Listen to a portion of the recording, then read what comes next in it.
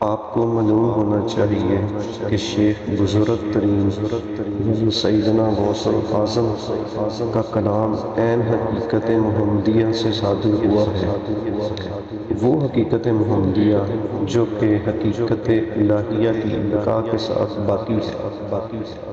اب ظاہری صورت میں تو شیخ کی زبان بول رہی ہے، اور حقیقتاً وہ زبان ازلی اور ابدی ہے، اور جن لوگوں نے آپ کے کلام کو سکر اور جذبہ استقامیہ پر محمول کیا ہے، ان پر حق ظاہر ہونے کے باوجود مشابہ ہو گیا ہے۔